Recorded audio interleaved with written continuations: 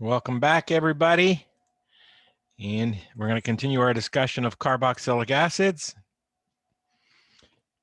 And as their name suggests, one of the most important things about carboxylic acids is that they are, in fact, acids. We learned that their pKa is 5.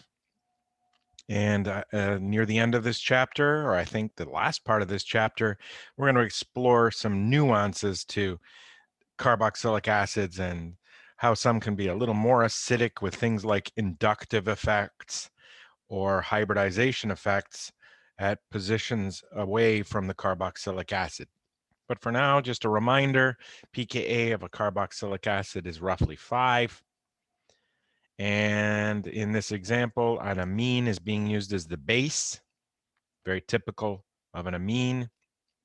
And it's creating acetate, the conjugate base of acetic acid, and ethyl ammonium ion, the conjugate acid of ethanamine, which has a pKa of 10. And we always have to be able to do these calculations every test.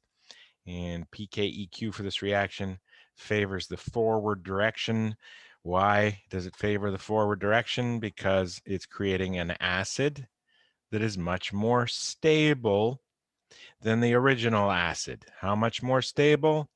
Well, remember the pKa scale is a log scale, so pKa 10 is 100,000 times more stable than the original acid. So we have 100,000 times more products than reactants. That's what K says. And there's your answer, 100,000. Going to take you to a blast from the past.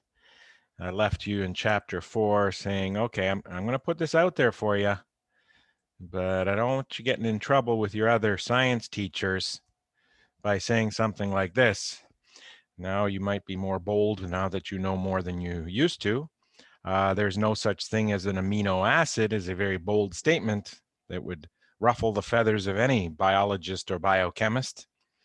And the truth is, just based on the reaction we looked at above, same reaction, we say 100,000 times more of these two species where there's no amine and there's no carboxylic acid.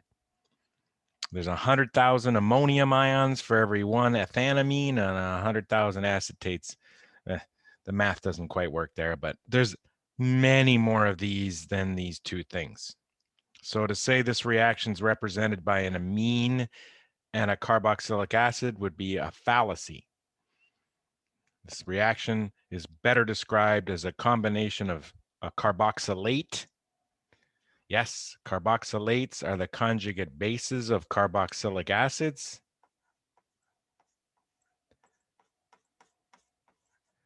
And as you already know, ammonium ions are the conjugate acids of amines. My carboxylate does not look very clear there, but I said it a few times, so I hope that covers me. So let's just generalize to a reaction where these two species happen to be attached elsewhere in the molecule. Those kinds of species are called amino acids because they have both an amino group and a carboxylic acid. This is not the state this thing exists in nature. We have 100,000 of these, and quite literally this time it is a ratio of 100,000 of these to one of those. So to call this molecule an amino acid is fallacy. It's an ammonium carboxylate, and that's the form it exists in.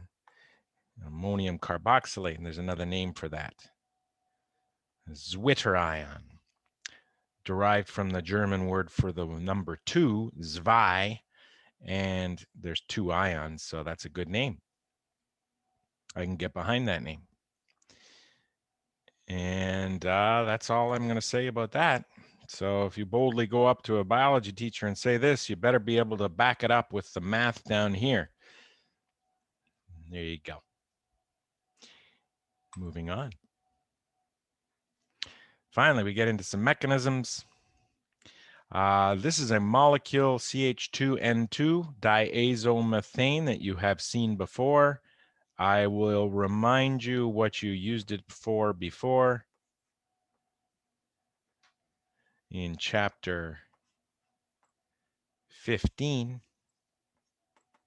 near the end, we saw carbenes, and they took this resonance form. Oops.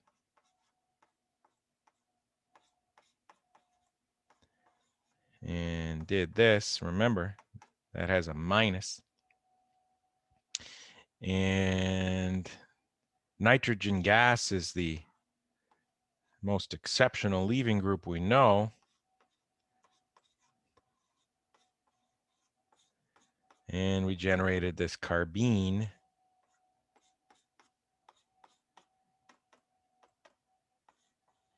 which we could react with an alkene.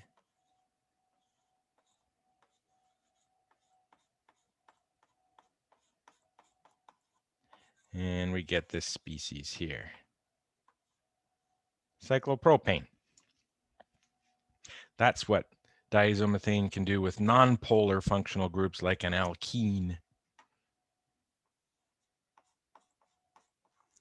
It has a very different reaction profile when it reacts with a polar functional group such as a carboxylic acid with a pKa of 5. This resonance form that we started with here can also act like a base. It's got an anionic carbon. And as soon as you protonate that position, you now have a methyl group. This is what you have now, is a methyl group with an exceptional leaving group. This will speed up an SN2 reaction, especially with an unhindered group such as methyl. And the sad news is it only works if this is methyl.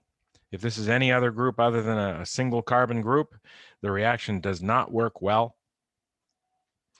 But here it works very well. It's great for making methyl esters, and the reaction is very fast. And it's so fast that you can see it. The solution of diazomethane is a yellow solution. Thought I had the yellow. Here it is. And after it's reacted, it is colorless. So you can tell when the reaction's over because the yellow color of your diazomethane disappears. And what typically happens in this reaction is you drip diazomethane in and you see the solution's yellow color disappear, and you keep dripping until the point where you see a little lasting yellow, which means you've added a slight excess of diazomethane and it's over. And this is all within a minute. So this is the fastest way to make esters. Limitation is it only makes methyl esters. Let's go back and look at our traditional way of making esters, almost all esters, the Fischer esterification, a classic condensation reaction. Condensation reaction.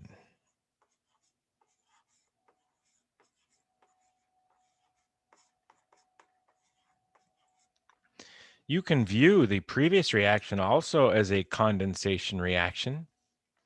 Two species came together to make a bigger molecule, and a small molecule was lost. What is the small molecule at the top of the screen? Nitrogen gas. It does not have to be water that is lost. So yeah, diazomethane is a different type of condensation reaction. Here's a more traditional condensation down here. We will color code the water all the way through the mechanism. We've got OH in blue here and H here. We will prove that that becomes water in the mechanism as we do the mechanism.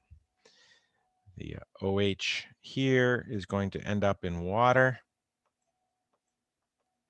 And the H here is going to end up in water. Let's follow it along. The protonation of the carbonyl happens first. Why? You know the answer to that question. You have to activate the carbonyl towards reaction with a poor nucleophile. Alcohols are poor nucleophiles. The poor nucleophile will attack the activated carbonyl, generating this new oxonium species. which undergoes acid-base with the precursor to the catalyst. Therefore, you've used your catalyst once and regenerated it one time through the catalytic cycle there, and a second time through the catalytic cycle is necessary to catalyze the dehydration reaction of what I'm going to call the hydrate of an ester. And let's see the color coding here. We've got our OH here that's blue.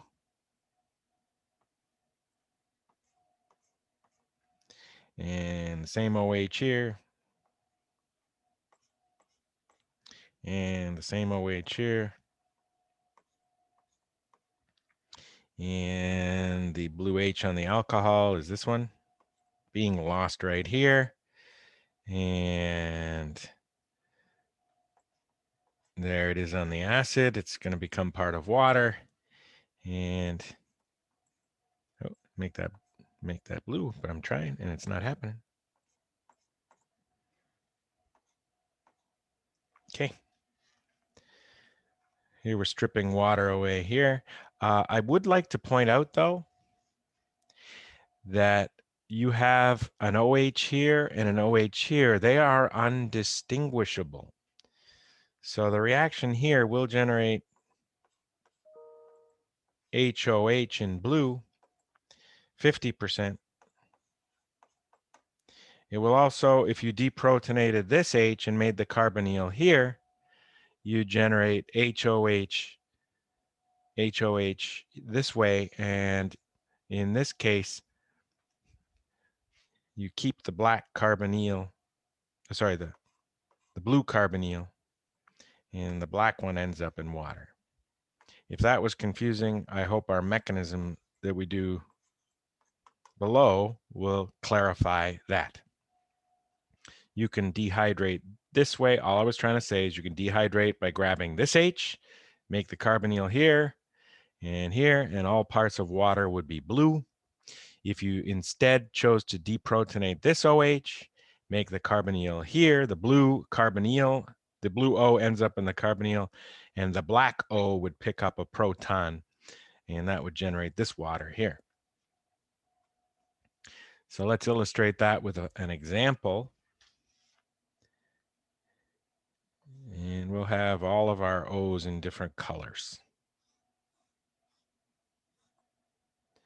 We'll have a blue O up here and a red, purple OH here, and baby blue OH here. And here we have both functional groups we need for the esterification in the same molecule. Sulfuric acid is a popular catalyst. DST is a popular condition for this final step right here.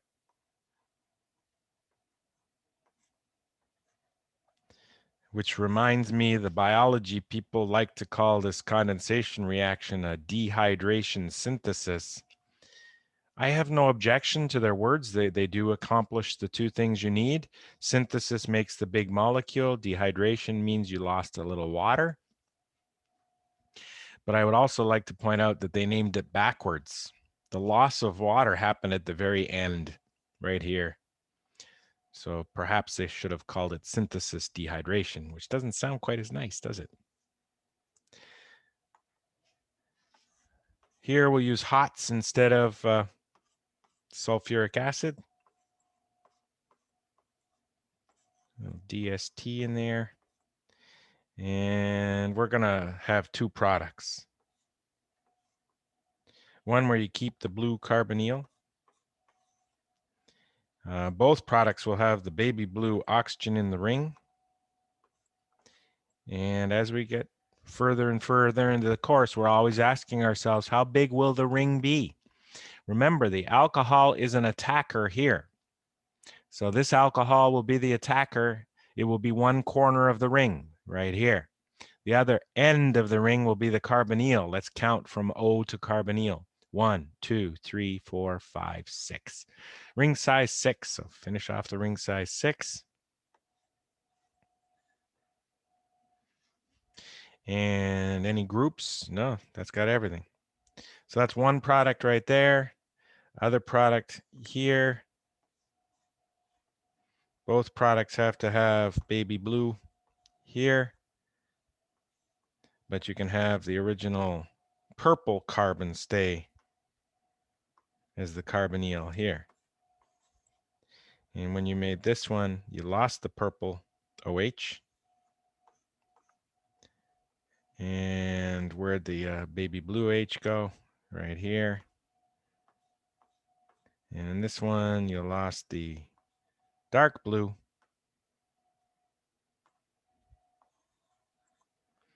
And what else? What other color?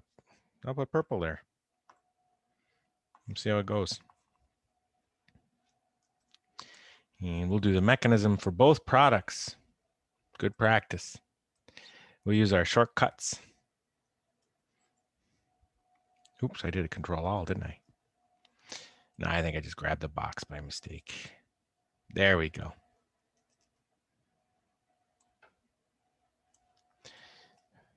First and second steps may be combined. First step is activation of the carbonyl. How did we do it up here? We reacted it with the strong acid catalyst. Here our strong acid catalyst is HOTS. Why do we protonate the carbonyl and not the other O? If you protonate the carbonyl, you create a resonance stabilized oxonium. If you protonate the other O, it is not capable of being stabilized by resonance. So a new question, which one's going to happen much more quickly than the other? Answer, the one that creates the more stable conjugate acid. Every step here is equilibrium, and I didn't show that with my original arrow here. Le Chatelier says we can manipulate these equilibrium reactions. And keeping the color. Oh yeah, I said I was going to combine, didn't I? The red first.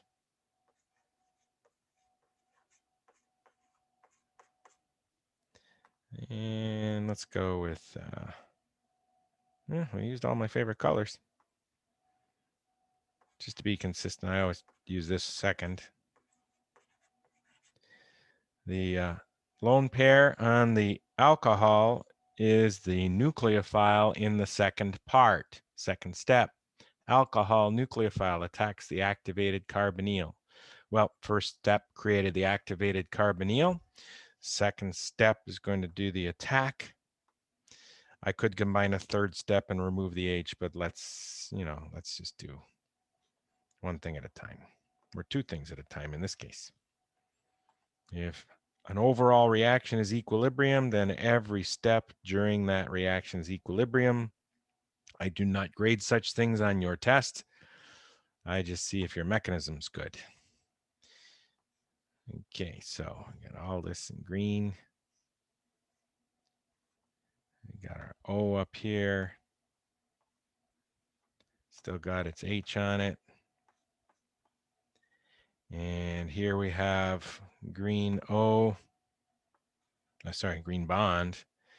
And purple OH. Black O. Blue O. These colors are starting to get to me, I can tell. With a black H on it. And I need 2 copies of that because there's 2 ways to make it into the final product. Didn't grab the H, that's fine.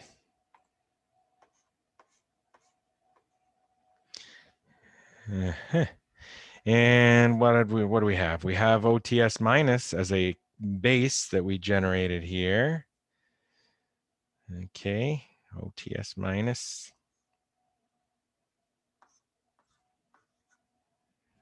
I may change my mind on not combining things.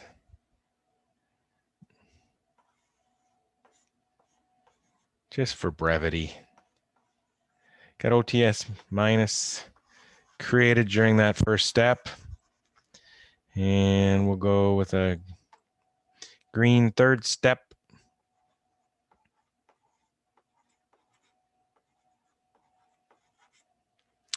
And we will draw the bond from O to H. Feel free to do this on tests if it makes you more comfortable. Saves time, is always good. Grab the H, neutralize, no oxonium. Well, there was an oxonium until step 3.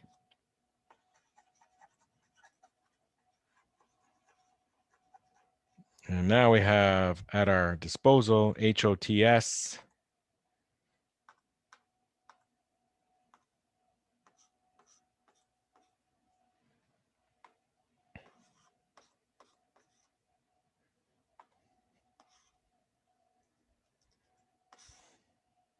Okay.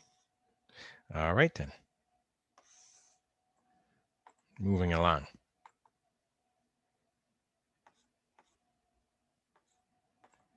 Now, if I want to create the first product here, first equilibrium, really first, second, and third, and then the fourth equilibrium.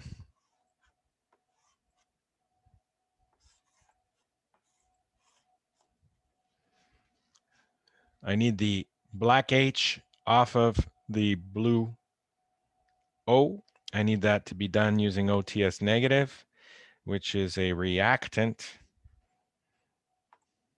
over this arrow.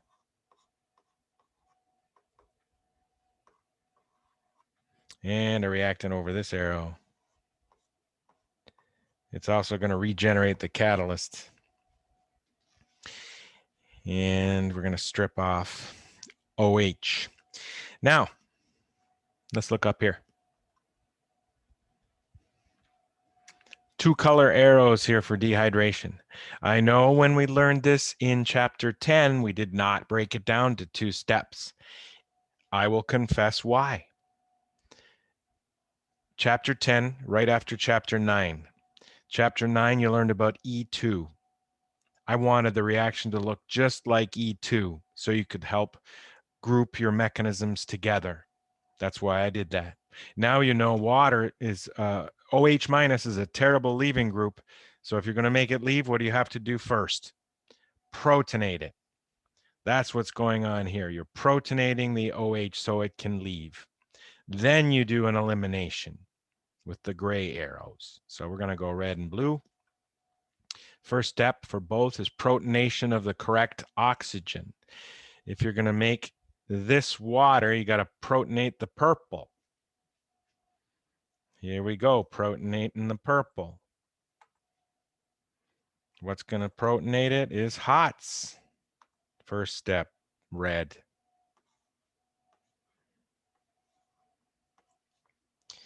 Yeah, I don't know if I love that arrow. Doesn't start in the middle of a bond. Hey, make the bond longer. Now, you're going to protonate the O. Purple. Start in the middle of the bond. There.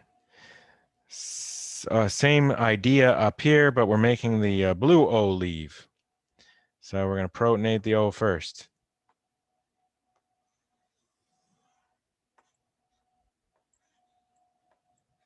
Now, what's going to grab the H off the other O? You protonate one of the O's, you grab the H off the other O. Easy to remember, right? Protonate one O, got to grab the H from this one. Going to do it in blue.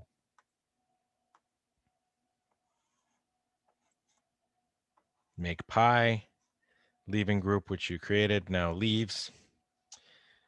Similar story here. We're going to use OTS minus. We're keeping the purple.